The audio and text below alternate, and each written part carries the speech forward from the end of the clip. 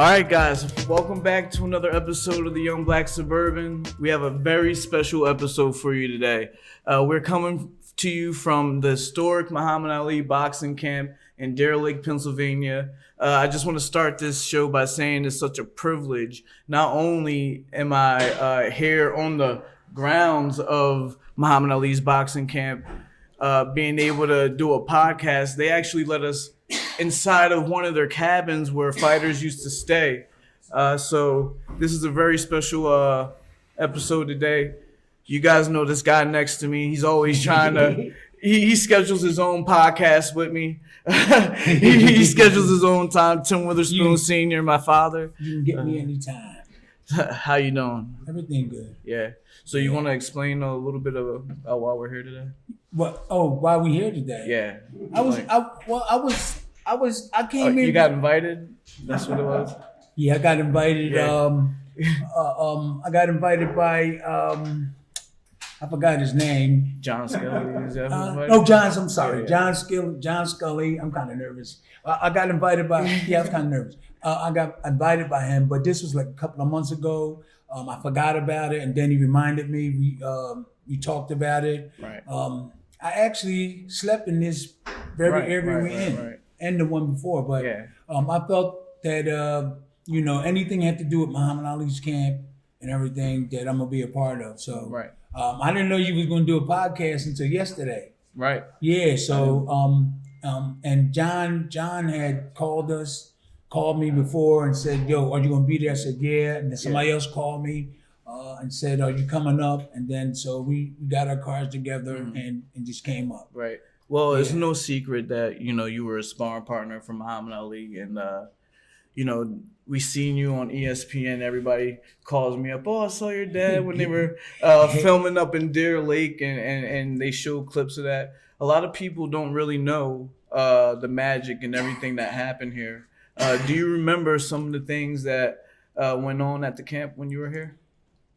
Yeah, I'm really privileged and I really feel great about even being a part of this, being in a great situation and being a part of Muhammad Ali and just things that you never dream of. Here I am, I'm in Philadelphia, I was playing football in the neighborhood, just trying to do good things. I started boxing and I wound up here and I'm still scratching myself. And now we're doing an interview. Yeah. I actually slept in this cabin, and there's several other areas in here. I slept in 2 other places, but now years later, I'm doing a podcast with my son. I became heavyweight champion of the world, and I'm doing a podcast. So I'm really grateful, and I think it's a privilege. Mm-hmm. It's a privilege that just to be sitting here speaking to you, interviewing me here in this building. Yeah. Do you have some, memories of Muhammad Ali and, Well, when you were training? Yeah, well, he would get up in the morning. And run sometimes before we get up and run. So we would get up and run, but Ali would get up like 5 o'clock and 4:30 and run and stuff like that. But Aaron, he know a little bit more. He'd been coming around, but we didn't catch him running. I caught him running one time. And we ran with him. But other than that, in chopping wood, I caught him one time. We used to chop wood. But we would catch him in the gym, but not early in the morning. For some reason, he had secrets. You might get different stories from other people. Right. Yeah, So, but, you were a sparring partner. So what you're telling me is you wouldn't see him until it was time for you guys to box each other? Oh, no, we would see him in breakfast. Okay. And then he would... No, but you didn't see him actually training, though, until it was time for you to spar him. Yeah, I wouldn't see him do all the extra stuff like chopping wood and whatever things he did before that. Mm-hmm. I would just see him in the gym. Right. Yeah. Right. Nice. So we don't have time to talk to just you all day. I'm glad. It's okay. Yeah, it was great. You're the first person on the show today. Oh, thank you. Yeah. Do you have anything else that you would like to share with the community, people that are watching, about, even it doesn't even have to be about this, but about life or anything? Well, really don't give up to all the people. I don't care who you are. what nationality, whatever, who kind of people you are, because you never know where you wind up. Mm-hmm. That's what happened to me. Like I told you before, I was playing football. And the area that I was born and raised in was really a bad place. Philadelphia, South Philly. And for the message to everybody, I don't care, kids, anybody, don't never give up, whatever it is, because you never know where you wind up. And this is what I did, and now I'm happy. I never figured I would be heavyweight champion of the world, and here I am today, 2 times. The real Rocky from Philly, South Philly. I was born and raised from 10 minutes from there. And then I became the 2-time heavyweight champion of the world. So I know you have other people to do, but finish up. Okay, so there's a lot of things that I'm really proud of myself, and I know a lot of I wanted other people to be proud of me. That's what gave me energy. I wanted my mom, the grandmom, I wanted her to be proud of me. I wanted to be people to look up to me. So that's what gave me the motivation. So people would smile and say, hey, Tim really did a good job. He's a nice guy, man. He's a nice guy and stuff like that. Yeah. So, and you're a really nice guy too. I try. Yeah. So that's mainly what pushed me, trying to receive the greatness from the people that looked up to me, that know that I was trying to do positive things. I wound up being heavyweight champion of the world. I'm still like this, so thank you for having me on the show. Thanks for being on again. Okay.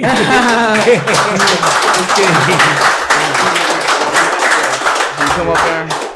All right, Tim. All right, so we have another special guest. Well, we have a room full of legends here. But this guest is somebody who is very special to the camp, very special to boxing. Somebody who has been on my show before when we were on Fox Sports. I've been on his podcast as well. Legendary trainer Aaron Snowell. Hey, man. It's great, man. Thank you for having me. Like Tim say, it may shock you and amaze you to see you sitting here, me talking to you, and I remember when you were born. Yeah. And to see you big up and have a fight career, now have a radio show. But congratulations, Thank you, man. thank You're you. doing I it and appreciate have it. the only gym I like you have in Philadelphia. Yeah. It takes commitment. Yes. In many ways. Yeah. In turn. I appreciate it, but we want to talk about you. All right. Yeah, this but is it's about you No. because the journey with your father and everything, it came here and you became part of that journey. Yeah. So Oh, it's yeah, I guess everything I am a around. part of it. Yeah. It's all around. You used to fight too. Yeah. You can't never forget that. You Yeah, used yeah. to fight. And, Yeah. and that's an honor with men, whoever climbs in them ropes and they fight. And congratulations I on appreciate your career. it. I appreciate it. Yeah. So you though, you're from this town. This is where you're from. Oh, I don't know if you're from here, but I'm from this area. you're from this area. Yeah. How was it growing up around here? Well, it's great because this is a football area. Mm-hmm. It's a sports area. In this county, you got Jim Thorpe. If you don't know who Jim Thorpe was a great athlete. All time, lacrosse, baseball, football, all of those things were in this area. And the birth of the NFL started in this county, in this area. The Pottsville Maroons was the first team in the NFL. And it all started in this area. The Anthracite Football League started in this area, and that ended up being the NFL. Right. And it goes back as far as when professional football players played college. And there's a marker in downtown Pottsville when Pottsville lost to Notre Dame in the championship game, and it was stolen from them. So, there's a sports history in this area is top of the line. Right. And you had a lot of great fighters come through here from Jersey Joe Walcott. He came through here. Jack Dempsey. Right. Jack Dempsey came through here. This was way before Muhammad Ali's training camp. These guys were up in this area because coal was king. And coal drew a lot of money. In this area, there's still people with old money, filthy rich, from the cold. Right. So in Pottsville, boxers used to come through Pottsville so much.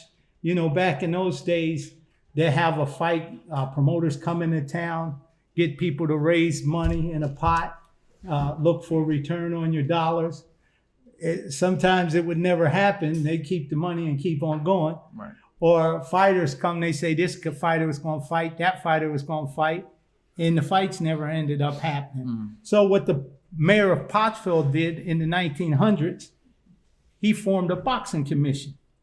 And that boxing commission, as we know it, helped form the Pennsylvania Boxing Commission, as we know the Pennsylvania Boxing Commission of the day. So this area has always had an intense history when it came to sports and boxing. Do you remember the nostalgia of when Ali came to town? Do you remember the day when you found out that Muhammad Ali was going to be training right here? Yeah, well, when he first came here, this is not the original site of Muhammad Ali's training camp. Okay. This is the second site, but the guy who sold Ali this land, the first site was Bernie Pollock. He had a mink farm down by Deer Lake, which is right down the road. Mm-hmm. And at that mink farm, they bring a cabin and all that there. Bernie Pollock and Gene Kilroy. Yeah. You know, yes. Gene Kilroy. Gene Kilroy is from this area too. Gene Kilroy is from Monomoy City. And Gene Kilroy used to do, he worked in the executive office of the Philadelphia Eagles. Mm-hmm. And during that time, that's how he met him. But Bernie Pollock was a big mink guy. And he owned mink business in Pottsville, in Reading, and Pottsville. Mm-hmm. So when Ali came around here with those guys, the rumor has it that, a friend of our family told us, Muhammad Ali's here, Muhammad Ali's here. We couldn't believe it. Mm-hmm. Muhammad Ali. So we came and met him where it was just a cabin at that time. And it's well noted, well documented in the newspapers from that time, because Ali, I have the articles and I'll share them with you. Ali had those newspaper people interview my whole family. So when he came, Ali, when we met him, he took us into this trailer. It was around about this size, maybe a little smaller. And we were all standing, and he had a bed in there. And he walked out, got this briefcase, sat the briefcase on the table, and opened it up. It was all money in it. Briefcase full of money, true story. Mm. And he left out the room and stayed for a long time. Yeah. Me and my brothers and sister, my sister Gail, my sister Rosie, my brother Donnie, my sister Darlene, Jennifer, and Jeffrey. We were all there. We're all looking at each other. This is crazy. Why is he gonna leave us money? So he came back in the room. He started counting his money, and he put it back in the briefcase. And Ali counted it. He said, "You mean to tell me y'all niggas from the project and don't steal?" Ali would get like that sometimes.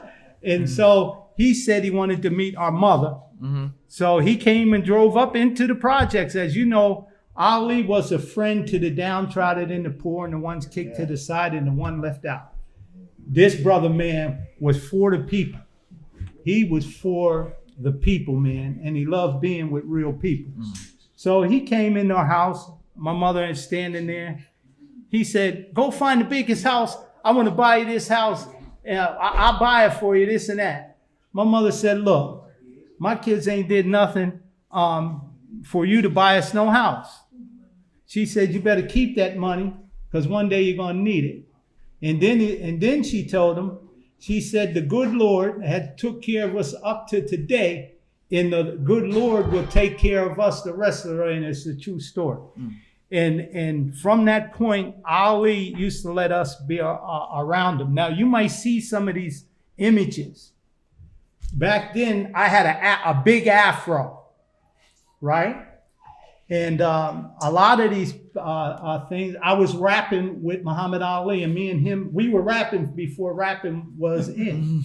So at times when we would come, you know, Ali was like a kid in a kid factory, because a lot of people at that time really wasn't coming around. You got to remember, in the early 70s, Ali was just coming out of exile. And when he built this training camp, he didn't have much money. And he built this camp on letters of credit with the construction guys. So the guys that built it, after he fought, he paid all of them. But he was hurting, but he still promoted his goodwill.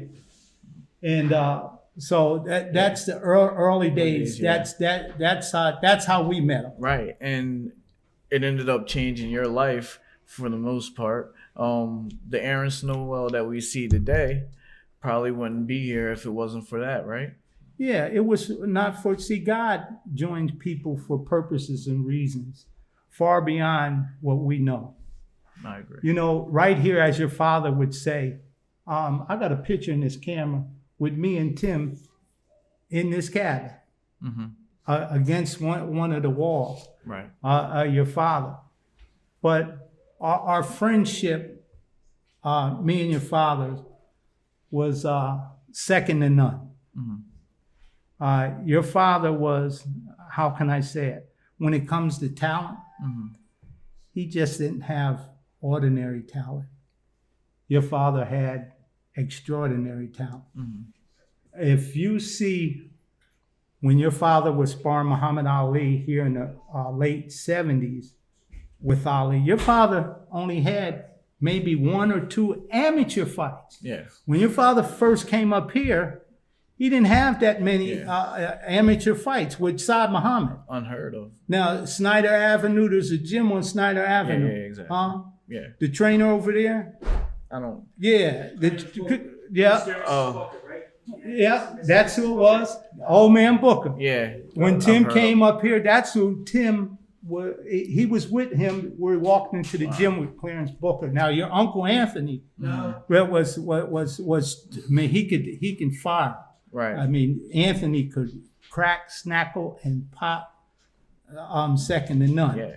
But when your father came up here, he was young with Tim Blue, Staffamine at the time, Big Jimmy Hayes, all them sparring with. I got a picture somewhere, all of us together. Right. With Saad. But your father sparring Saad. Your father could handle himself very well in the ring, because your father was an athlete, being a football player. Exactly. But even Muhammad Ali seen, and everybody seen, your father, when he was young, could put punches together for a heavyweight second to none. I mean, second to none. He could throw a punch. I remember Saad Muhammad saying, he only got how many fights? Man, because Tim would be busy on him, and Saad couldn't, the defense Saad had, he couldn't handle what your father was throwing at him. You talking about some sights. In the witness that, and those great champions that were here like that, when everybody was growing and everybody was learning the game. But you see them names on them rocks down the camp. Most of them guys were here at the camp. Like, we're walking around talking to fighters. That's the way it was when Ali had. There was a lot of Ike Williams. He was out. Kit Gavilan. Kit Gavilan and Ali. Kit Gavilan was the referee up in Hazleton and Scranton. They did exhibitions for St. Pat's Church up there back then in the early 70s. And Kit Gavilan was the referee at St. Pat's Church. And the priest up there gave Ali awards. So his noble work, even around this area, was great. Right. Yeah. Nice. So before we get into our next guest, I want you to spread your message to the world. You've been all around it. Let us know a message from you, anything that you want to spread. Well, first of all, we have to get to learn to love one another. And once you get to learn to love one another at some point in some time, with love, it carries peace. And what Muhammad Ali taught me as a cream of shahada that we took up here is that I bear witness that there's only one God but Allah, and Muhammad Rasulullah is the messenger of Allah. This is what Muhammad Ali taught us up here when he was preaching and teaching. And that to be kind and to be gentle with people. And remember that we're all growing in life, trying to get to the final stage, and hopefully that we can get to heaven. And we have to learn how to forgive. Because when you forgive, you have no more hurt. You can live on. And when you learn how to do that, great things come out of that. Mm-hmm. And look at us now. If it wasn't for Muhammad Ali, the great charity work and the kind words and things that he gave other people, he wasn't the perfect person by no means, because he's human. Mm-hmm.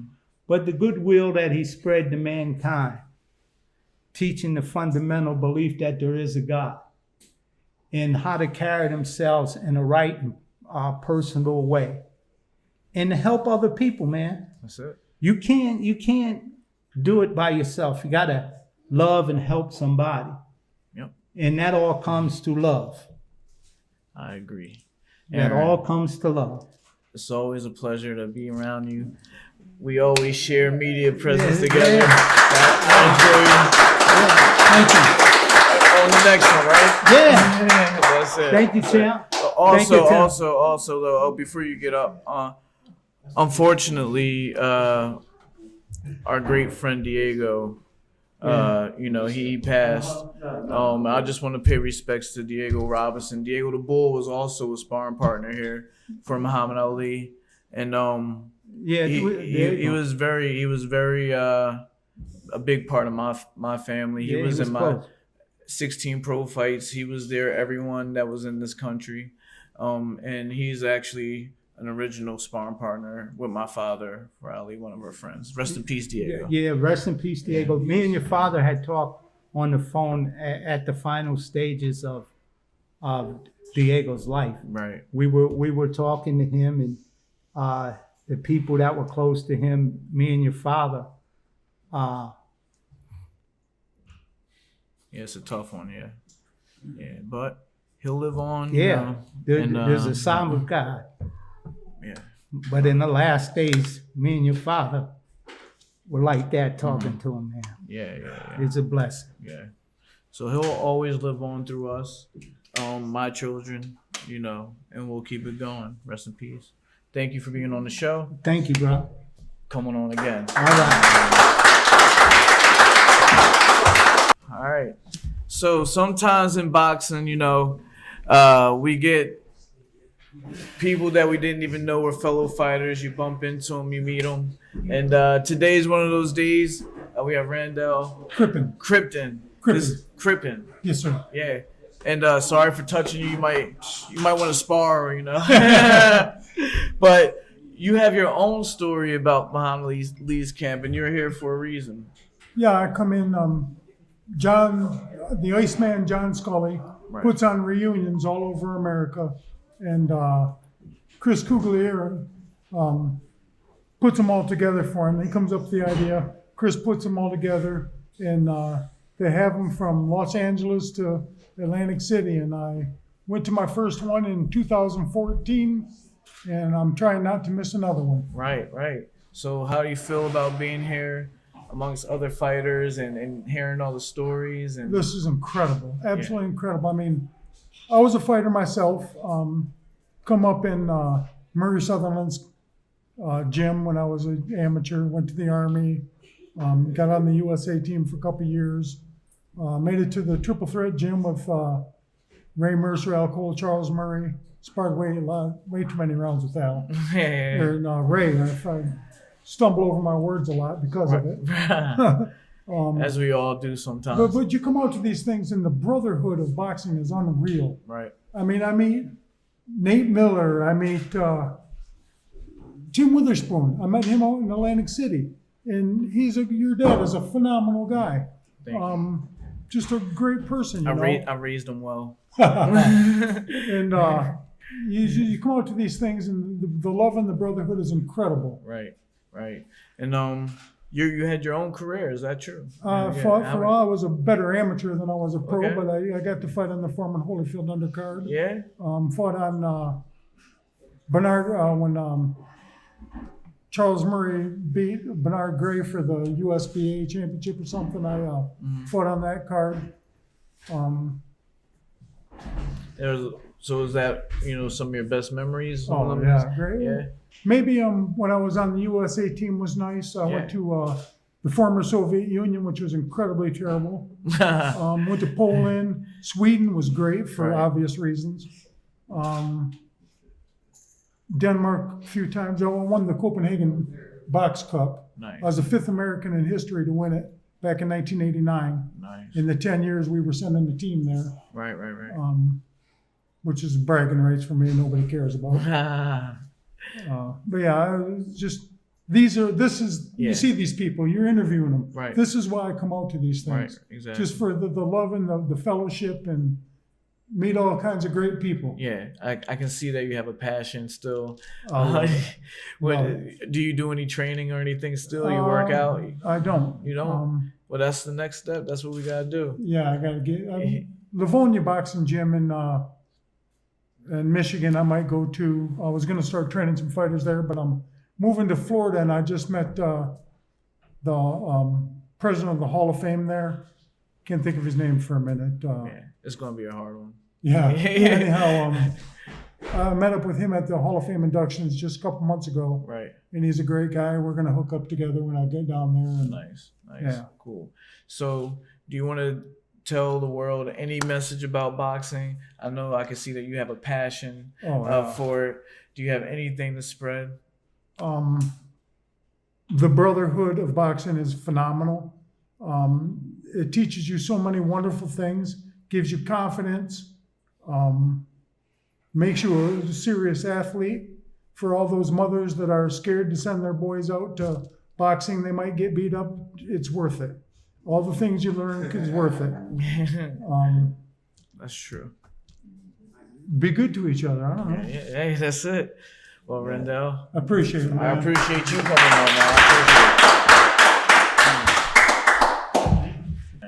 appreciate it. Good. So we have the famous Nate Miller. I wouldn't say all And that. you had some pretty big fights, I though. wouldn't say that. The 18th greatest cruiserweight of all time. The 18th. If you pull a boxing scene, you got rated number 18. Yeah, that's nice. So what brings you to the camp today? Scully and a few other people invited me to come through, and I thought it was a good gesture for me to come and meet some old folks that I haven't seen in a long time. Right. Mr. Snowell and others. Yeah. Well, don't tell them I said that. I won't. So we mentioned that you had some big fights yourself, but do you remember back in the early days when you first started boxing? Sure do. Yeah. How did that come about? How did you become a fighter? Well, I was living in North Philly in Philadelphia, and met some people on my block, and we was supposed to go somewhere, and I told the guy, all right, I'll walk with you. We walked maybe about 5 miles, and I saw the Happy Hollow gym, and I saw these guys in there throwing punches, and I said, you know what, I'm gonna go in and introduce myself, and that's how it all started. Just because I saw people in there throwing punches, and come to find out later, the guy that trained me, my coach, we was related through marriage, because somebody in his family married somebody in my family. But I didn't find that out until about maybe 6 years ago. Right. Oh, wow. Yeah. So, everybody starts in the sport, they don't necessarily how far they were going to go. Were you surprised to, travel on the pro ranks and make it as far as you went? Oh, I wasn't really surprised. Because you believed in yourself, huh? Yeah, I already knew that I could hurt somebody and win a title. Right. But actually, I just got into sport just to make money. Okay. And I come from a family of boxers. Me and Jeff Chandler's cousin, Harold Johnson, late great former light heavyweight champ. That's my cousin. Okay. I didn't find that out later. And you're from Philly. So you started at Happy Hollow. Where Did you primarily? Is that where you primarily trained? That was the first gym and the last gym. Wow. Yeah. Wow. Yeah. So you train inside the city? Yes, sir. Yeah. I've been overseas a few times. Right. But you know how like we're at Muhammad Ali's boxing camp. Sometimes we go outside the city and train. You have some big camps like that? Absolutely not. Never? Almost. You fought Al Cole? I ain't going nowhere far. You stayed in Philly? Yeah. Around your family, around everybody. How did you maintain the discipline to train and continue fighting with distractions in your face? Well, I learned how to overcome distractions and stuff. I used to train when it would be 90 degrees outside and people not coming to the gym. I'd run when it's raining, cold, snow. I still get out and run. Mm-hmm. You had that desire, tenacity. Yeah, to get out and do my due diligence. Nice. What are some of your favorite moments of your career? I guess winning 2 titles, the NABF title and the WBA title. Right. That was like, a wow moment. Did you feel like you made it, or did you feel like you had some more to prove? Well, when you win them titles, ain't nothing else to prove. They say that it's harder to keep them, though. You know, if I'm not as lucky as you, but if I won the WBA title, I would be like, man, now I got this badge and somebody's gonna have to rip it out. Did you have that in your mind? Well, I just took one fight at a time. Okay. I mean, if I won, I won. If I didn't, then so be it. Right. There's a lot of people that haven't seen you in a while, and they see you here right now. What have you been up to? You're looking kind of dapper, you know. You're looking like, Well, I'm retired from the Philadelphia Housing Authority. I get a pension for that. Nice. I do a little work for people in the neighborhood. I got somebody doing my book. I'm in a couple movies. Supposed to be a millionaire soon. Yeah. Nice. I got a lot going on right now. Yeah, nice. Do you have a message that you want to send to everybody? Well, keep the faith. Believe in yourself. Don't give up. Be disciplined and stay around positive people and do positive things. That's it. That's all we can do. Thank you for sitting down with me, giving me some of your time. I appreciate it. Mr. Nate Miller. One last thing. Yes. And I'm go ahead. Yeah. Prodigy from foster care. Come from two foster cares, and I thought I did pretty good to become who I am today. Right. Nice. I appreciate it, man. Thank you. All right. So now we're sitting here with Billy O'Rourke. I was walking. Did we kick you out of the cabin? Is that what happened? In a nice way. In a nice way. He was in the cabin looking around, and we had to commandeer it so we could shoot the show. But you were saying that you used to sleep in here. Yeah, my friend Mike Laskowski brought me up, and we were the only ones in here. Right. And I said, it's changed a little bit. I said, it's actually nicer. They've remodeled it so nice, but it's actually the same. There were a bunch of beds in here. I said there was about 4 or 5 on this side and 6 or 7 on that side. I was bed 1 right there. I was bed 1, row 1, in cabin 1. Right. And like I said, all these world-class fighters here, and it's so amazing and impressive, and I'm just the regular dude. Yeah. Like I said, they treated me great. Muhammad Ali was I guess it was just me and him in the kitchen, and he just treated me so well. Right. He welcomed me. Your dad was here. He even beat me up nicely. About 3 times. 3 times? Yeah, that stiff jab, that right hand. Wow. Where are you originally from? I'm from a small town. It's from Kingston, Pennsylvania. Okay. Right. Everyone goes. I fought out of Scranton, Pennsylvania. Okay. So people from my area tend to go. So I'm from Scranton. Okay. But I'm a Kingston guy. Right. And how did you make your way to the camp? It was just amazing. Like I said, I heard about it through a friend, Kenny, and I came up and called auditioned. I believe it was your dad. Mm-hmm. He danced around and hit me with that stinging jab of his in the right hand, and I went a few rounds, and I was blessed with good cardio. I had a hard work technique, not a lot of talent. Right. And the boxing coach said, I don't think it's going to be a good fit. Right. You know, like I said, and I was from Kingston. Yeah, yeah. I was undefeated. I was 4-0. Okay. So it kind of like hurt me a little bit. One last fight for the end of the year for the gym, and they said there was a fight in Origsburg. Now I didn't know Origsburg and Deer Lake were right next to each other. Right. I mean, listened to my manager. It was the last fight of the season in May. Came up. Long story short, I fight Mohammad Hakeem. He was a top fighter. Okay. Figured it'd be my last fight. I'll just won and then play football, go to college, join the Marines, whatever I'm going to do. And I got a nice win. Yeah. And the coach from here was there. Ah. And he said, "You're that guy that auditioned for the fighter." And I was like, "Yeah." And I mean, I was really like a humble dude about it. And he was like, Right. "You can have a bed up there anytime you want. We just read you wrong. Some guys don't. You train a certain way, but when it comes time to fight, you can fight." Right. So he said, "When's that?" And I said, "June 11th. I get out of school, give or take a day." A lot of this is 42 years ago. Right. A lot of punches. Yeah, no. So, and I said, "I'll be up on the 12th. I stayed from the 12th to the end of they offered me some things to stay. My parents weren't going for it. They were like, "You're going to play college football or you're going to join the Marines." Right. So I came home, and I promised not to do this, but it does make. I came up as an Eastern European fighter, very stiff. I fought like Frank and stuff. Right. Your listeners may like to hear this. And I fought like the Eastern European guys. Yeah. Your dad, Jeff Whaley, Floyd Patterson, all the people that they would play Rapper's Delight. Came out in 78. I was here in 80. And they had me dancing to hip. Yeah. Loosened you up and got you. Man, they got me moving. Yeah. They got me moving, got my feet out of the mud. I go home. It's easy to look, Billy O'Rourke, and I don't want to overshadow this, but they go, "You're undefeated. We have a young kid named Michael, not Michael Jackson. We have a young guy named Michael that would like to fight you. You're 4-0, he's 5-0.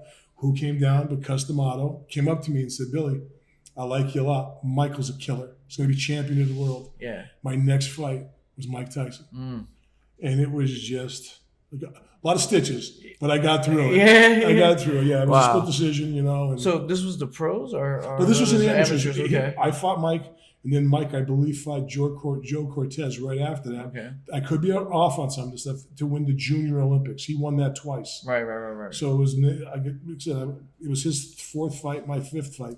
But if I wasn't here and learned all those moves and stuff, you never would I have would have that. just been one of the 30-second wonders. Right. That he just would have just knocked my head off. Yeah. But you say you're from a small town, Kingston. The population 14,000. 14,000. But me being from Philadelphia, we know that there's a big boxing presence out this area. Without a doubt. Yeah. So can you explain a little bit how does boxing make its way here? Like I said, if you go back just 2 generations and you go back, almost everybody's grandfather here had we were coal miners. We're in the coal mining industry. Right. So they just have like I said, like when you get people, like I said, from Eastern Europe, they just have a really tough genetic DNA. I mean, you could try as hard as you are, but you can't change your genetics. Right. Like I said, what you have to work with. And I just really think it's that it wasn't, I don't like to use the word poor because I feel like no one's poor in America to a point. But even then, like, it was just a hard-working town. Yeah. And then, like I said, it just went down generation to generation. And there were some really good local fighters here. Right. And they was very loyal. There's a lot of loyalty here. Yeah. Like I said, if you look at some of the houses, a lot of double blocks, triple blocks, families, coal miner homes and stuff. And they just supported their local fighters. Right. Yeah. And they still do. I have fighters that, come from Philadelphia because they're throwing amateur shows here all the time. Yeah, and like I said, and they go over very well. My last fight was in the Claridge House, and the headline fight was Matthew Saad Mohammad, right? It was Matthew. He fought Eric Winbush. And I fought at the Claridge, and the guy was like, "Who's Bill O'Rourke?" I was like, "Well, you sold 50 tickets, and you're from another state." Like, I never asked anybody. They just would follow me. Wow. They would do a newspaper article on it, and I did. I like the attention. I'm not gonna. But it wasn't that. It really wasn't that big of a deal. I truly love the one-on-one competition. A lot of people do. I transitioned from wrestling, which I loved, and then the fact that you could throw punches. I just, like I said, this place turned me from an average fighter at best to above average. Right. These world champions you have, I'm not even in their groupings. Yeah, but you still brush shoulders. You learn from them.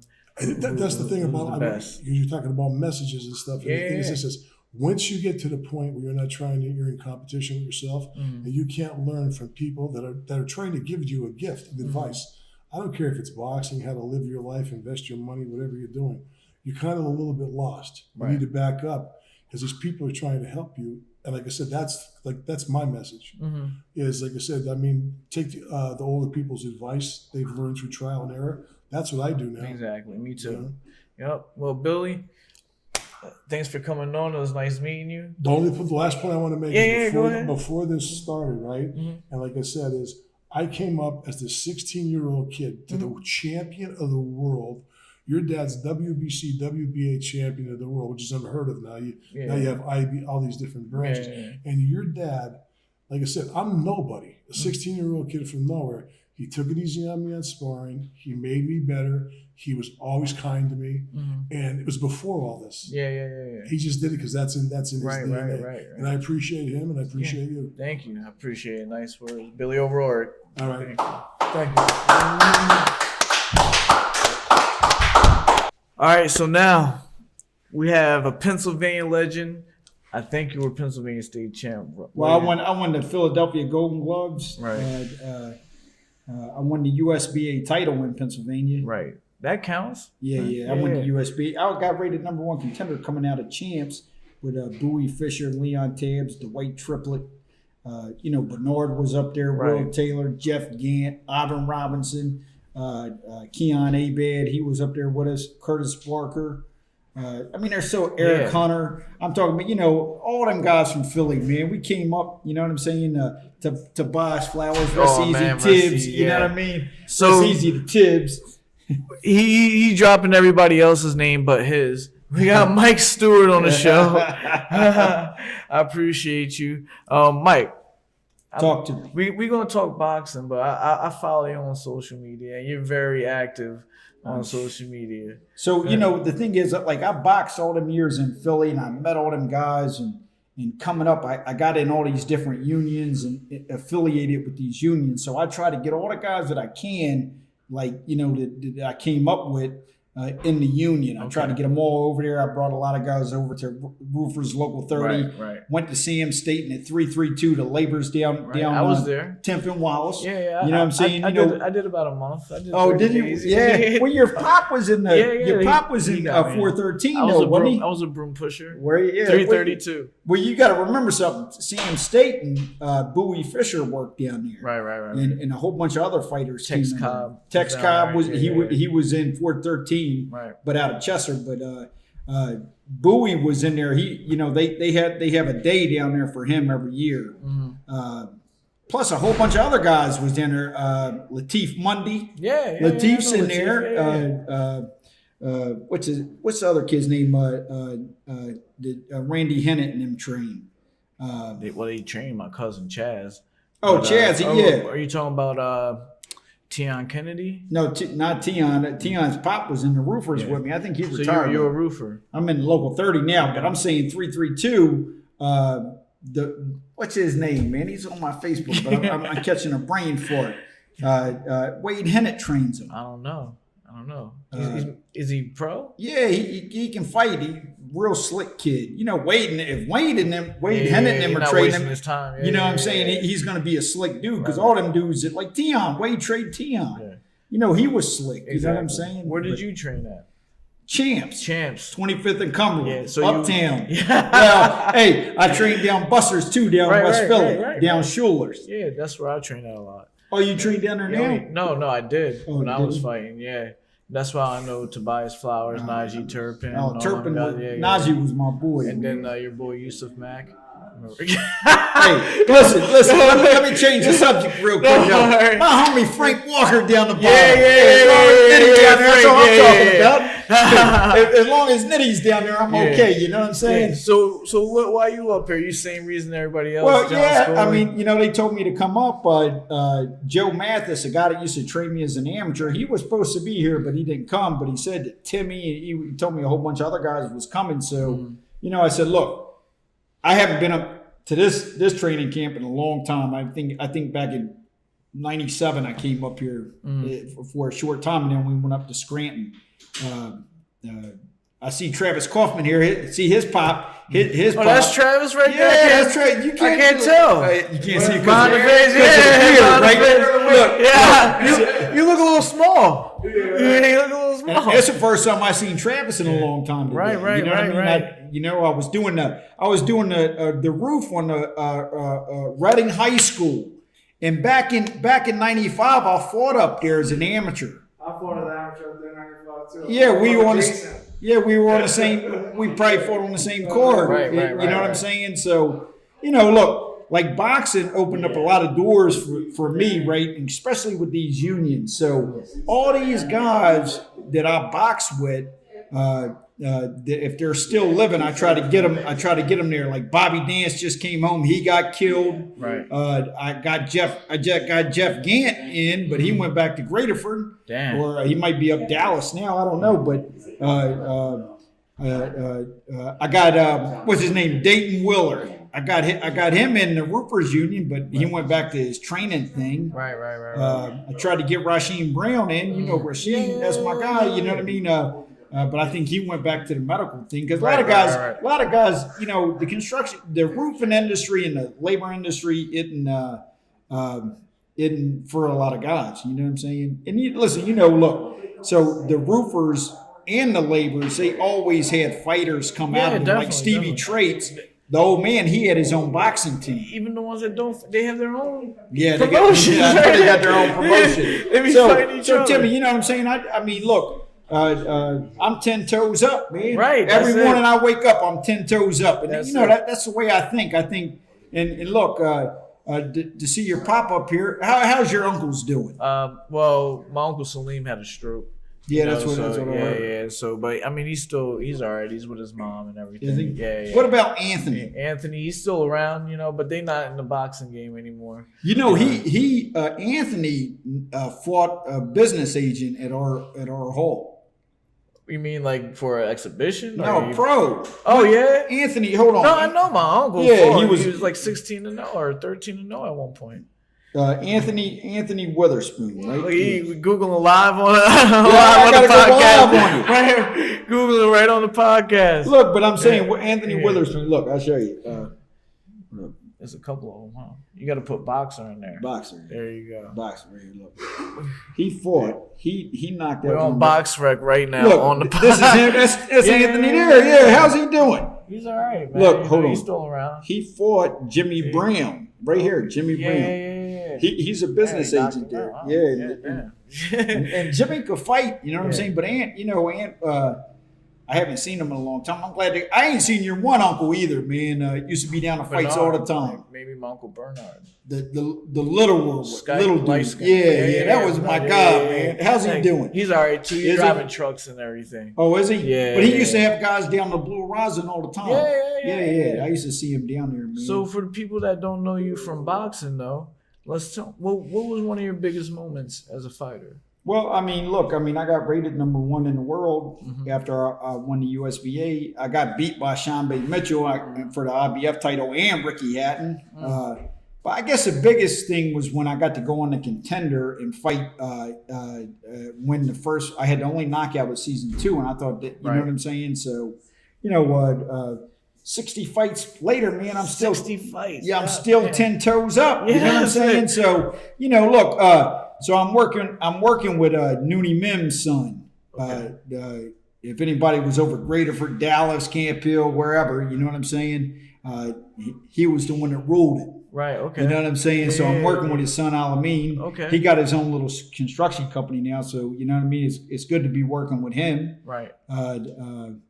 And I only got a few more years left. I'll be 45 this year, man. You sound like you need a nonprofit because you're passionate about helping these guys. Yeah, I mean, after they're done. That's what I wanted. My thing is I want to get these guys in a union job. Unions are scarce anymore. Right. You know what I'm saying? We're 9.7% of the labor workforce nationwide.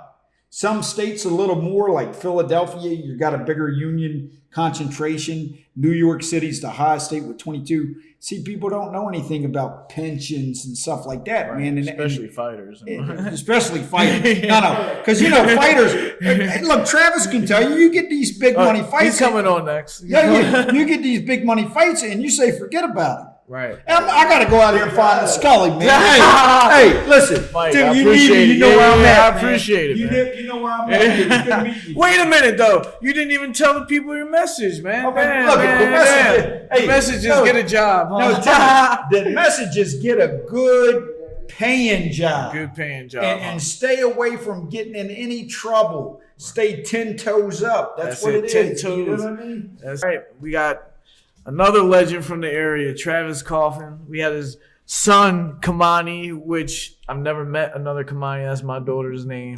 Beautiful son. How you been, man? Like Brother Nas used to say, holding on both hands. Oh, that's it, right? Holding on both hands, that's all I can do. I retired from the game. I lost my love for it a long time ago. I kept fighting because, the money's good. I got a family to provide for. At the time, I was a single father. Right.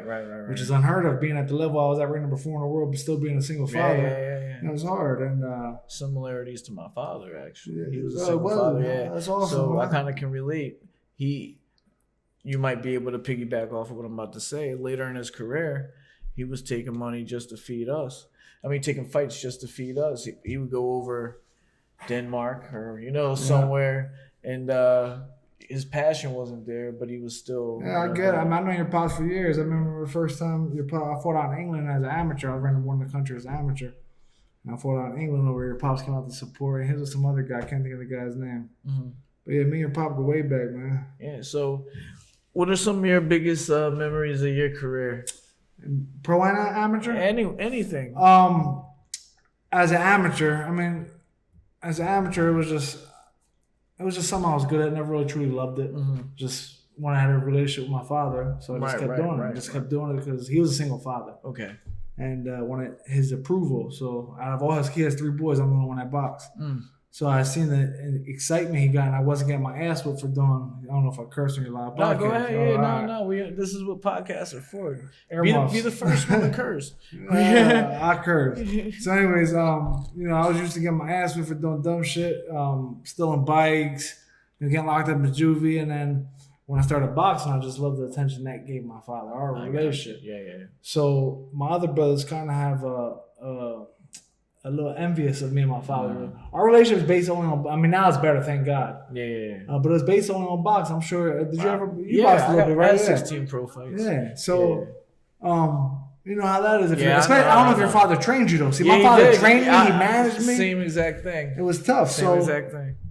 I just wanted his approval, and as a pro, then at this time I turned pro at 20. I'm number 1 in the country as an amateur, and just kept doing it. But I got off subject. I just asked you what was one of your biggest moments. You said you. So amateur. I think the amateur was being that I pushed when I truly want to do it. Mm-hmm. That was an accomplishment to me. But that's hard. I pretty much did it my whole career. I just did it because I had a love for fighting, but I think that's my biggest accomplishment: being able to do it, being a single father, right, while doing it, and pushing yourself on something you didn't want to do, especially as a younger kid. Right, and the heavyweights though is not something that you're like, oh, I'm just going to go in there and just do it because they hit hard. Yeah, not only that, I had too much pride just to go in there and take an L. Right. Like I've been retired for 2 years, bro. I was signed with Al Heyman, and like 6 months ago, I had an offer to fight again.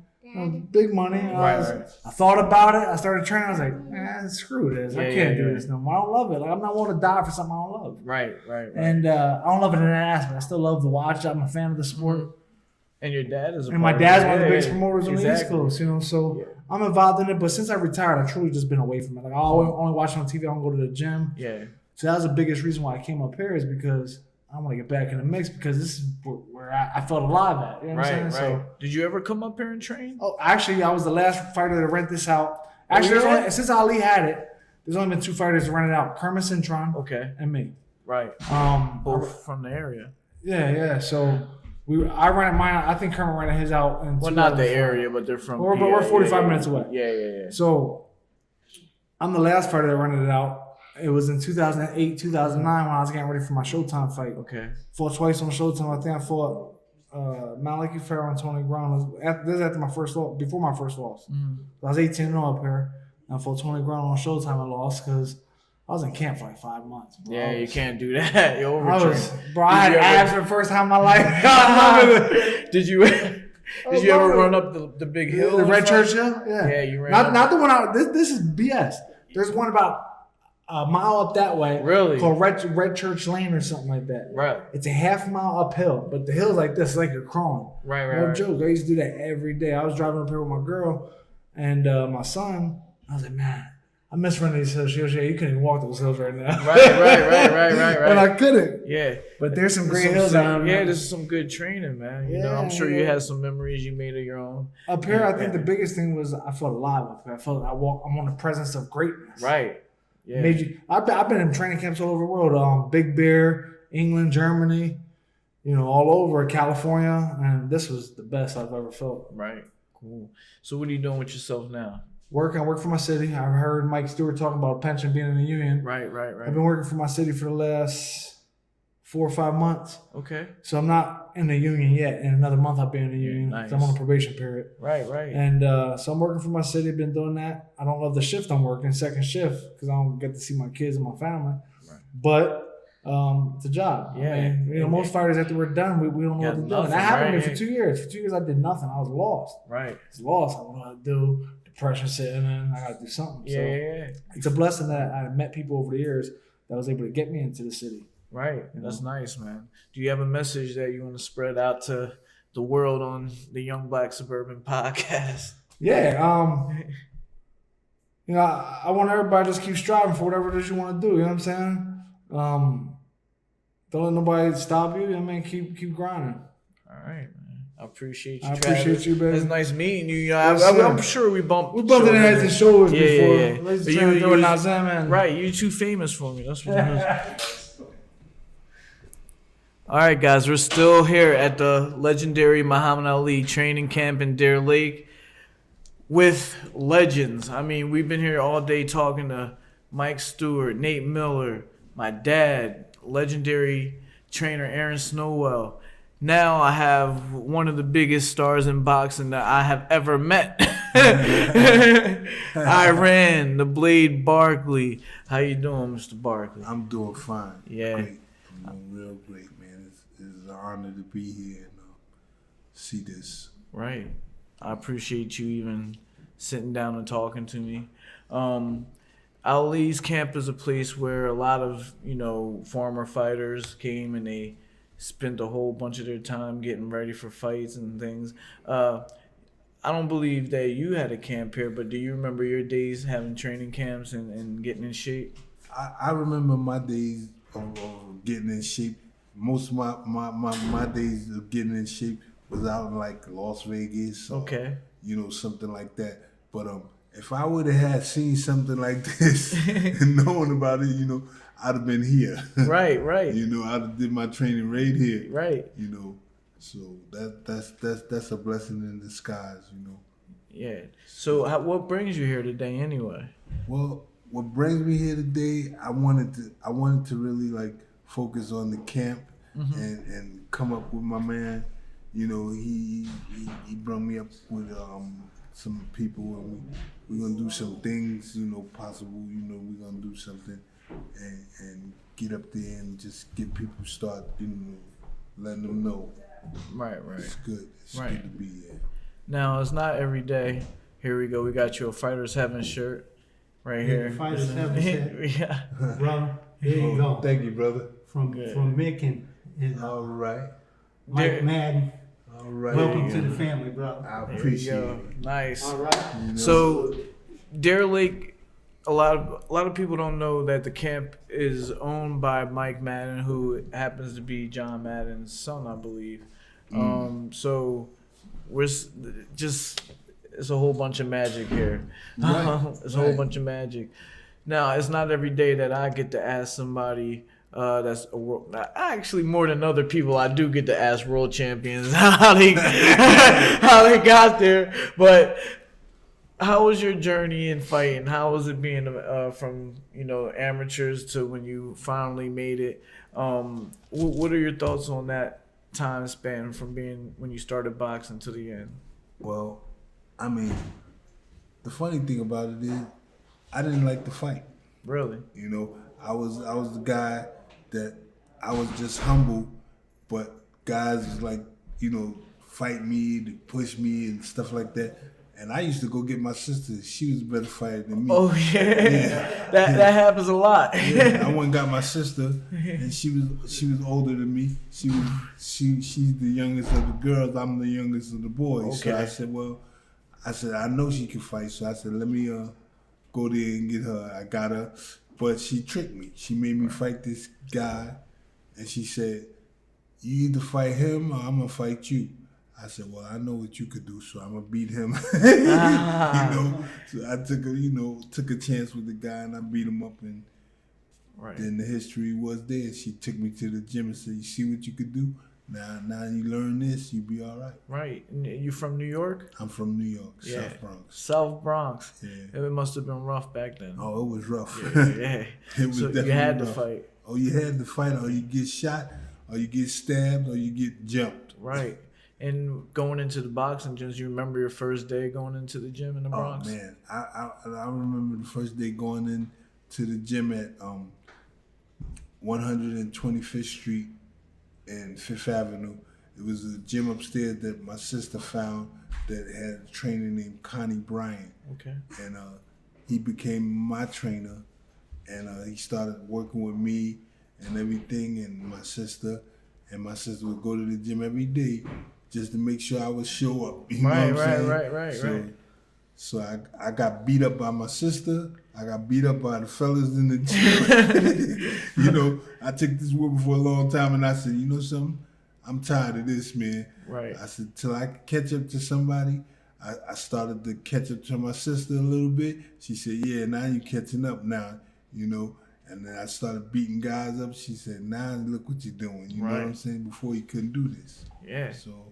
And then, it comes a time in somebody's life where they become a prize fighter, where it starts to be about money, and you have to have a professional career. You transition from doing it just, because somebody made you go to the gym. Now you're doing it because this is going to be the way that you're making a living. And that was the thing, I was trying to find my spot in the world. You know what I'm saying?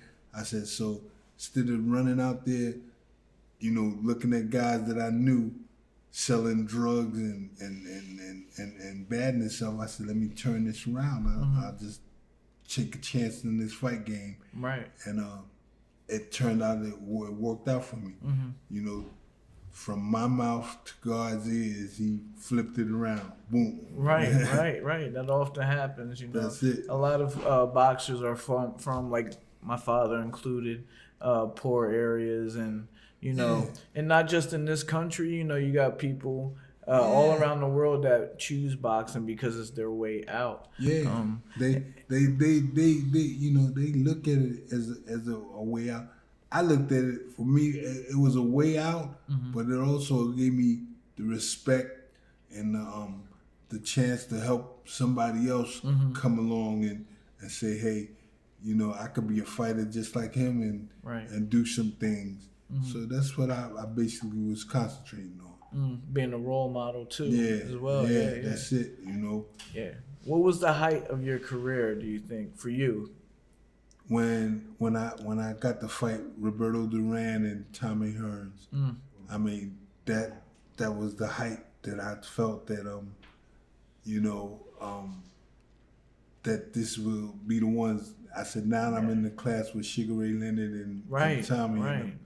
How many people can you sit next to across from that say that the highlight of their career was fighting Tommy Hearns and Roberto Duran? Yeah. And Hall of Famers, and I don't even. This is the hardest interview for me ever.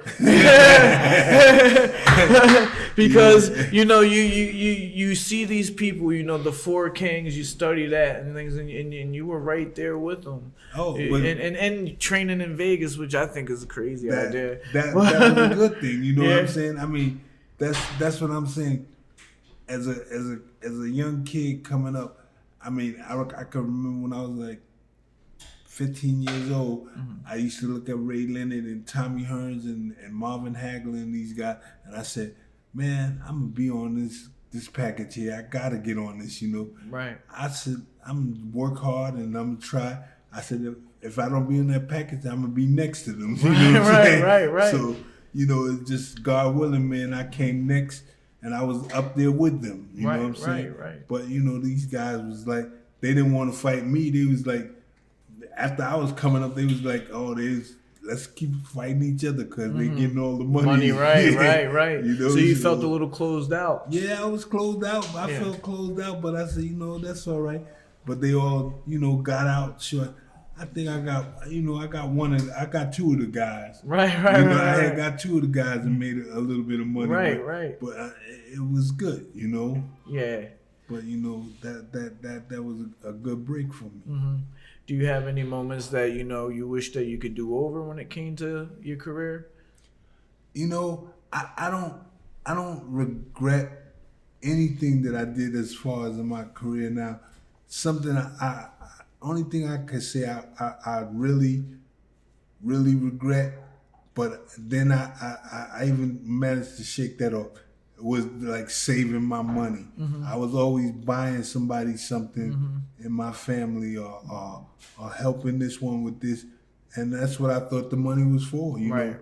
And people that get sick I was the guy they called. You know what I'm saying? And then when it was no more to give, everybody went. Yeah. So I said, it was a lesson to learn. It was a hard lesson too. Yeah. So Yeah. this what you did with it. I had a lot of fun, and I'm still blessed, and I thank God that I'm still alive to do a little more. I see you all around. You popping up in events at New York. Yeah. A lot of New York. I see you here and there, Hall of Fame dinners and stuff. Is that what you're doing with yourself now? Yeah, Just making I'm appearances. showing up, making appearances, And I mean, I've been doing that all my life. Right. When other people had somebody to do that for them, I'm doing this myself. you Right. know? Just showing up. Yep, just showing up and popping up. Yeah. Well, I'm not going to keep you too long. We all want to get back to the festivities, but no problem. at the end of my interviews, when I'm talking to people, I usually let them freestyle and say whatever they want to say to our viewers, give them a message, whether it be about boxing, positivity, anything in the world. This is your chance to speak. Well, my chance is I mean, I can do it like in Don King's voice. Yeah. Only in America. Only in America, that's it. Yeah. It's the greatest country in the world, and that's the truth. I mean, if you get past what you got to get past, you can make it. You can make it. I mean, it's hard, but you'll get there. You know what I'm saying? I stayed on the path of my dreams. I stayed on the path.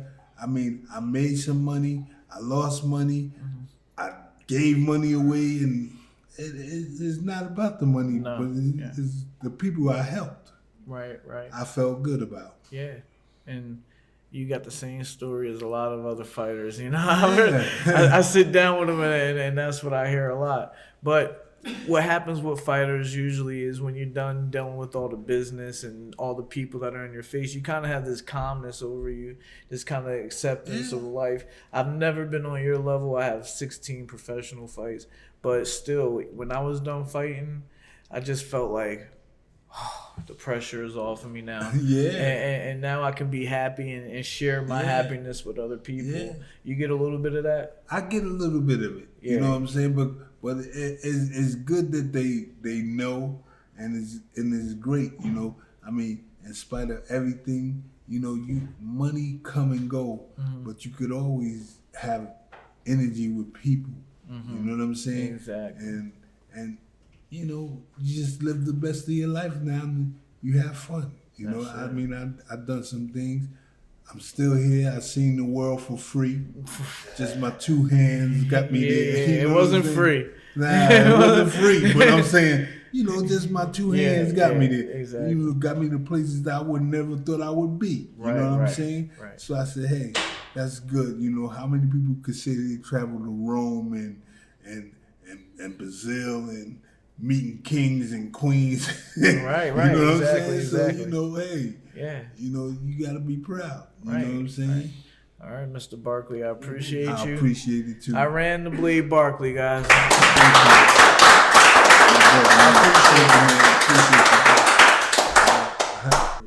All right.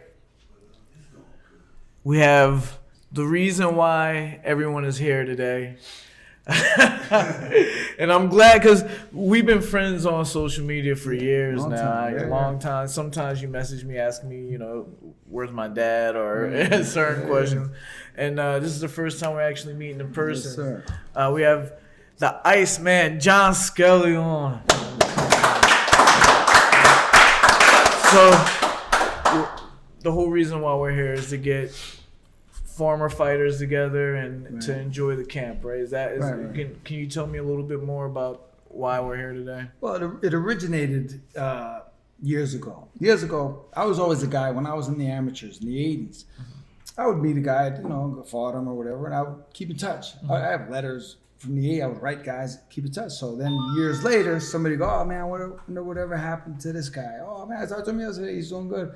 So I would connect people. I'd give them phone numbers and addresses. Right. And then, believe it or not, Emmanuel Stewart. I fought one of his fighters, and after the fight in the ring, he said to me, you know, he goes, I talked to a lot of people, and everybody that knows me knows you, and they always tell me that you said to tell me hello. Right. So there's a connection there, and I said, man, you know, if I have all these numbers in my phone book. I said, if I could utilize it, use it for something. So I had an event one time, and I invited a bunch of guys. I said, hey, we're getting together. If you want to hang out, so-and-so is going to be there. A guy you fought 10 years ago is going to be there.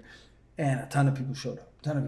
And they loved it. It was just crazy. So I did it again. Then it snowballed, and guys would call me, hey, man, when are you going to do an event? And, you know, this guy is living in Chicago, they live in California. Right. So I said, man, we could turn this into something really special and get these guys. Because I see, like, I'll give you an example.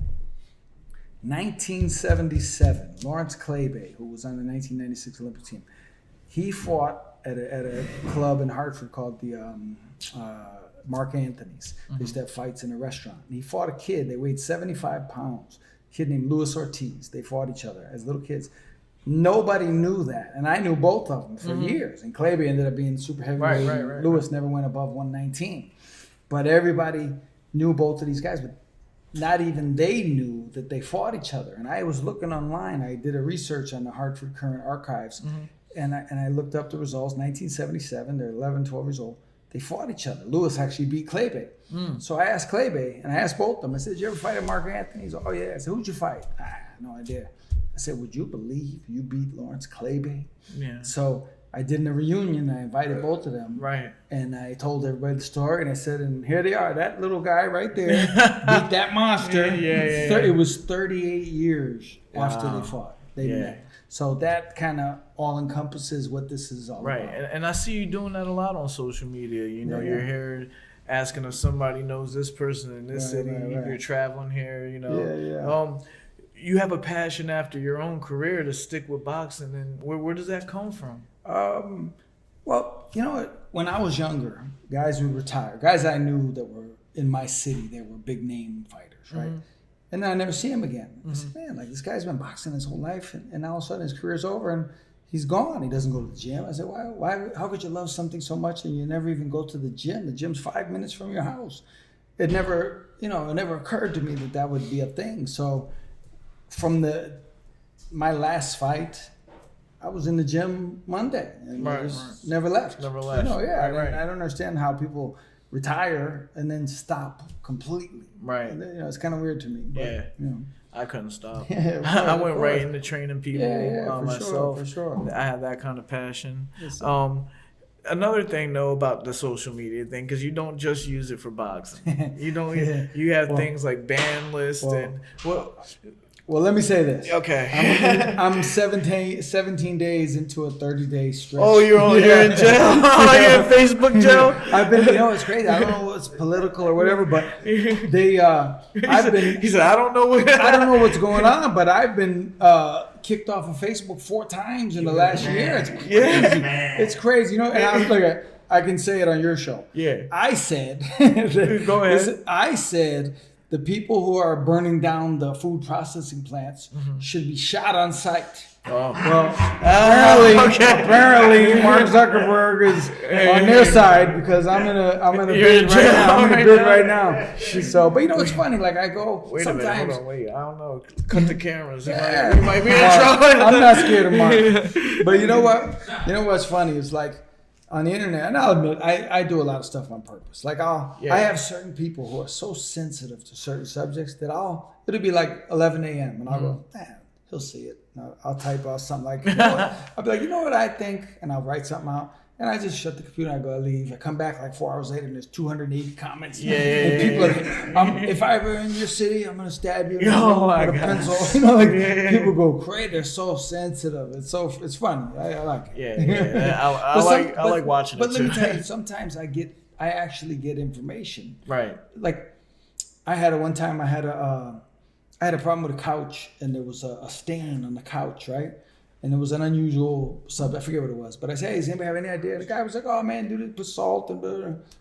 Boom, 5 minutes later, cleaned up. Wow. So I don't need Google. I got Facebook friends. That's it. So let's talk about your career and everything. How many fights did you have as a pro? 49. 49 pro fights. Yeah. Jesus. And what were some of your highlights? I fought on TV like 14 times, maybe, something, give or take. Fought Michael Nunn. Most people probably know me for that fight. Okay. Even though I lost the decision, it was probably, especially considering the level, it was my best fight. It was, a lot of people thought I won, and I outpunched him in terms of number of punches. Right. My connect percentage was way higher. Right. But it was, great experience. I fought for the world title. I fought in Germany a couple times. I sparred with Roy Jones, James Toney, some of the greats, Vinny Pazienza, Henry Mosky, all kinds of guys. And, as an amateur, I went to the Olympic trials in 1988. And, it's been a great life. Sorry, passing me a noodle. So you've been doing a lot of work too. I see you talking to fighters that are just up and coming now, and I see you giving a lot of advice. Are you training guys and passing that part on? Yeah. I've trained amateurs. I had national champions, junior Olympic champions. I helped train Artur Beterbiev, the unified light heavyweight champion right now. He's fighting in England actually in October, so we're getting ready to go over there. I like to.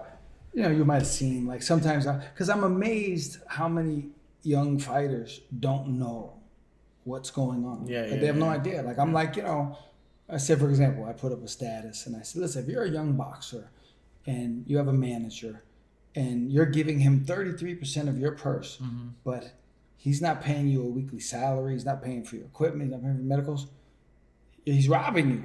He's, and they're like, what? Like, what do you mean? I pay my manager 33%. I go, does he pay you a weekly salary? Does he pay your phone bill? Does he pay your license? He goes, no. I go, well, have a talk with him. Because he's robbing you. Yeah. And he's robbing you because you don't know any better. And I'm amazed how many guys have no idea. And it's the business of boxing. That's why I've never become a manager or promoter. I wouldn't do that because I'm not. I don't want to mix with those kind of people. I don't like them. I have a guy on my Twitter. He's a matchmaker. He claims to be a big time boxing guy. He's dirt. This guy's dirt. Okay, and I'd love to name him. Yeah, and I will eventually. I have a plan. But he. We're trying to get views here. We're trying to get views here. Listen, you want views? The guy calls me. I'm gonna tell you. The guy calls me. I had a fighter named Mike Oliver.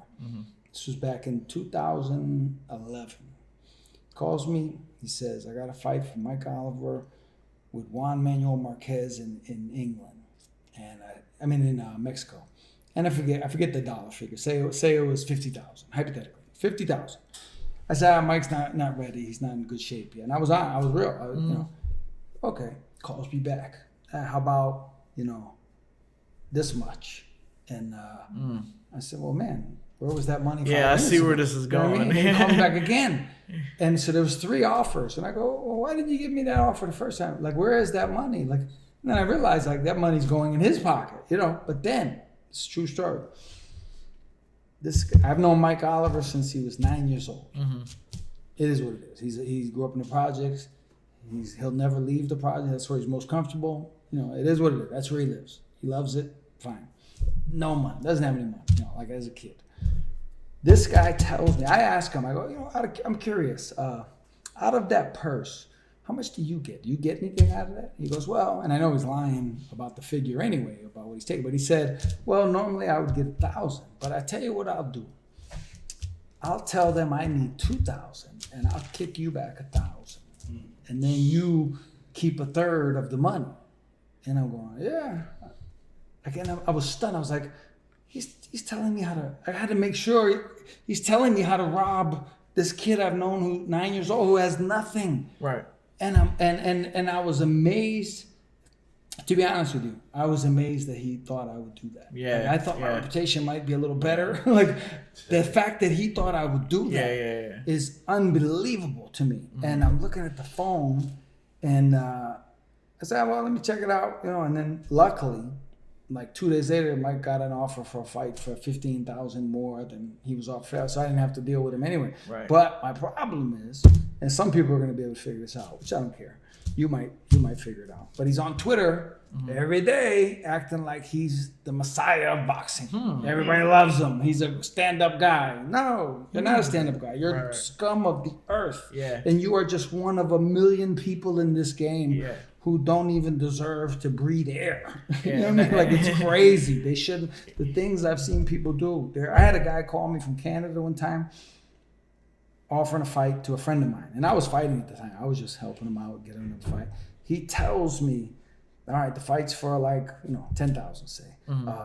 But same thing. He goes, but tell your guy it's for 4,000 and just keep the 6,000 and then take a percentage of his 4. Right. And I'm going, I said, who are you people? Like, who are? And here's what I realized.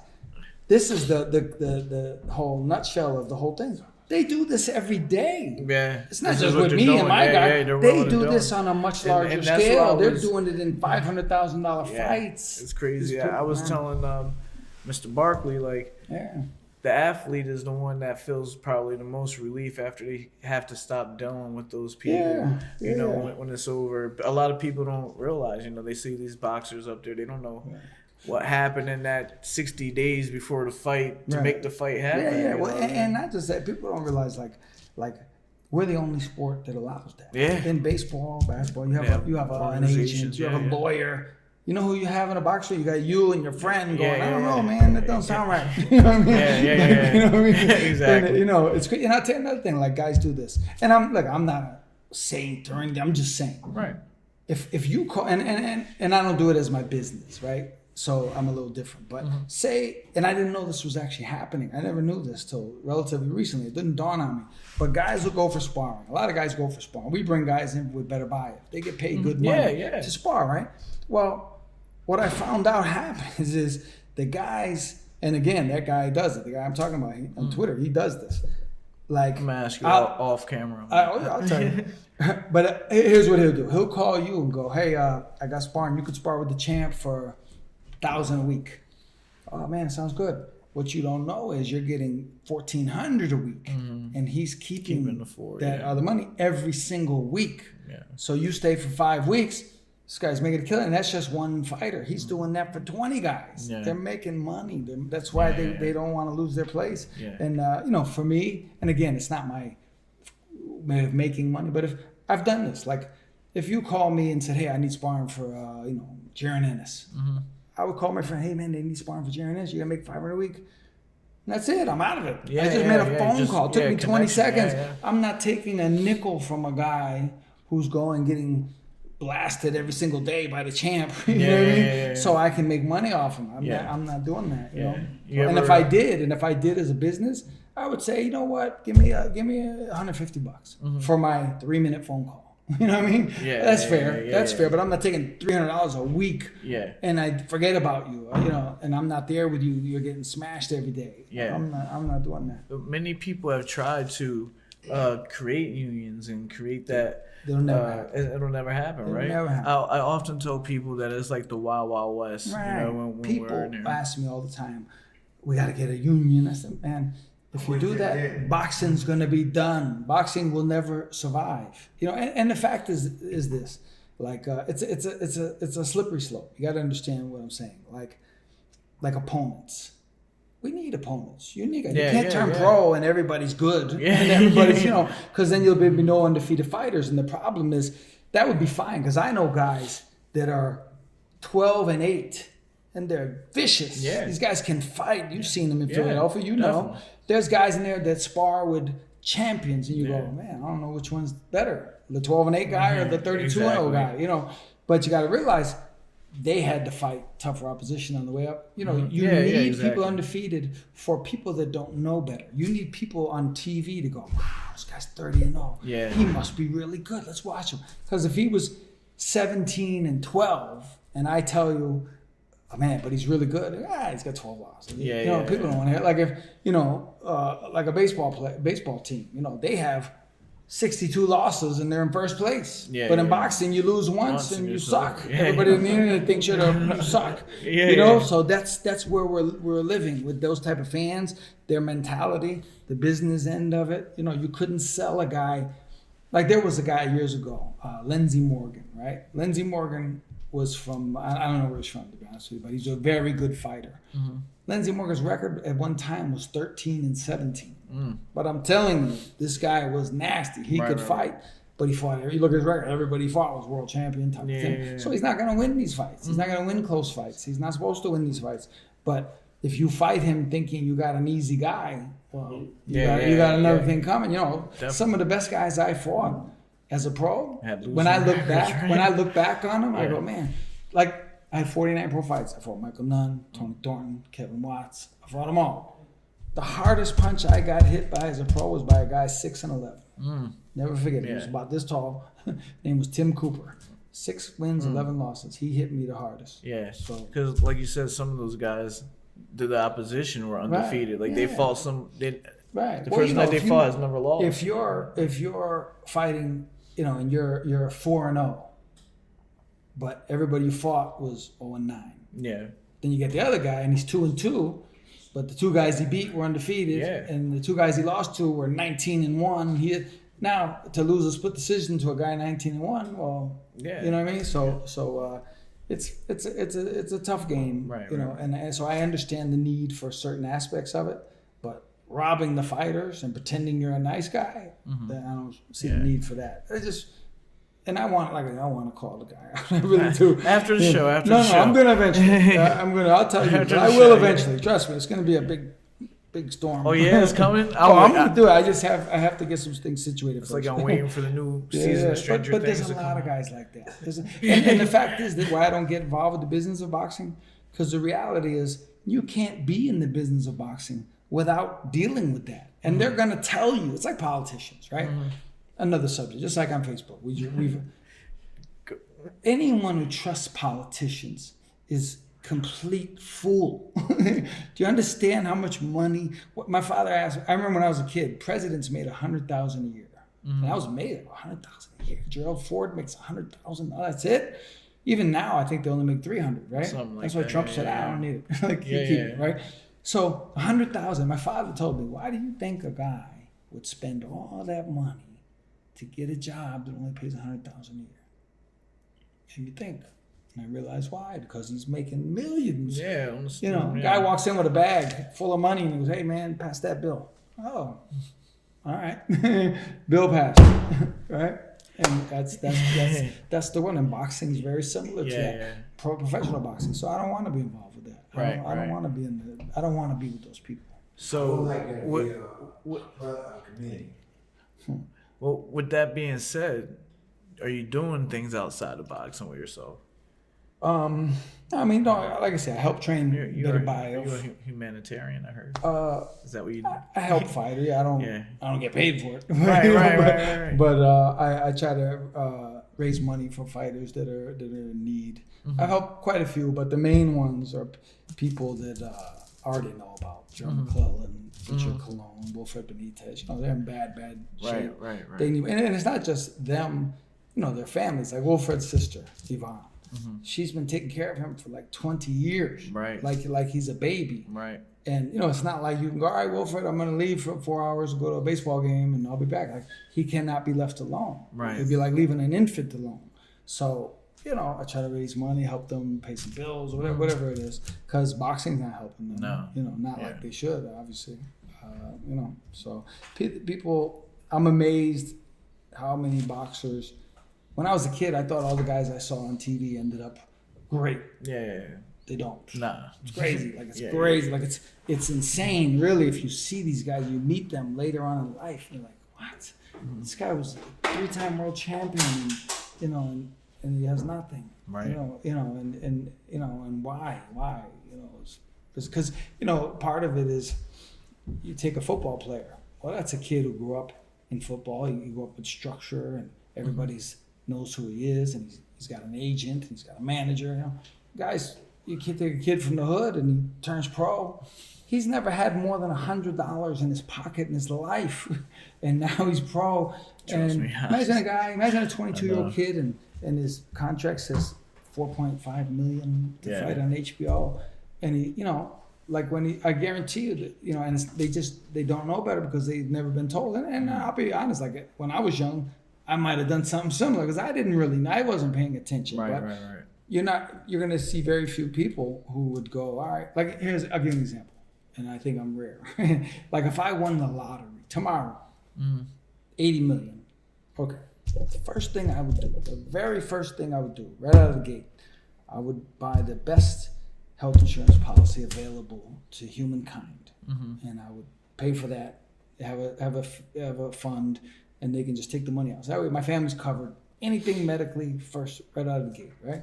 Then I would take a large amount of money for everyone in the family and put it in an annuity for 20 years. So it's going to gain interest and whatever it is. So no matter what happens between now and then, you're going to have something later on. That way, if I end up losing everything, you'll still have something. Yeah. Well, now you got people, and the first thing they're doing is buying a plane, and they're buying earbuds or whatever they're called. Dre Beats by Dre. They're buying stuff like for the moment. Yeah. The point of to have all that money is to plan ahead, and people aren't being told that. Boxers aren't told that. We've seen like Mike Tyson buy tigers, and Right. Evander Holyfield bought a house with 17 bedrooms. Now I know you're a great guy, you're the heavyweight champion of the world, but are you insane? Yeah. You bought a house with 17 bedrooms. How many people are you moving in? Come on, man. It's just that's just vanity. That's people going, oh, look at me, look at my house. I see some of the young guys too. They're showing up with Balenciaga jewelry. Right. Well, here's Ferraris. I don't even know what you just said. You don't even know what the clothing line is, right? I don't even know what But that is. it's very expensive things. But I would tell kids, listen, you can be showy for Instagram, whatever you got to do, but behind the scenes, take care of business. If you're a rapper or a singer or a football player, and you sign $1 million contract, your mother's still living in the projects. Yeah, that ain't good. And you have a Rolex, that something is wrong with you. You're not putting your money Something's in the right wrong spot. with you and the people telling you how to live. And it's crazy. Yeah, it's crazy stuff. So not to keep you long, I said that to every guest. Not to keep you long. All right. Terrible One is leaving. All right, see. So usually what I do is I give the guests a chance to, speak their piece like you saw me do before. You've been speaking their piece. But what's a message that you want to spread out to the world besides where to invest their money? Well, I would say that's probably my main thing right now, you know, with the boxing. And but I guess with any endeavor that you happen to be in, you know, realize that where people are today isn't necessarily where they're going to be tomorrow if they don't make the right decisions today. You know, it's like money doesn't last. No. Like I remember when I was young and I had a fight and it was something like $10,000, right?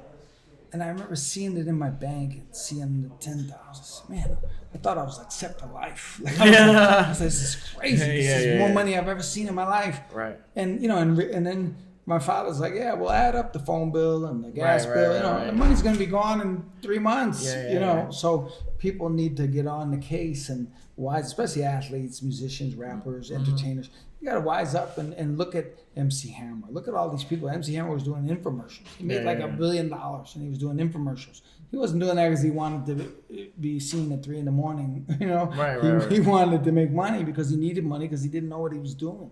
You know, so people need to wise up. We gotta educate these young guys coming up so that we don't have to keep holding benefits and helping people older later on. Yeah, definitely. So what I want to say is thank you.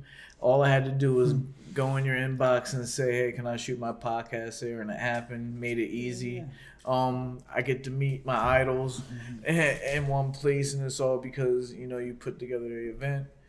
I appreciate you. Thanks for coming on the show. And I'll be at the next one. All right, that's nice. That's good. All right, that's a wrap for today.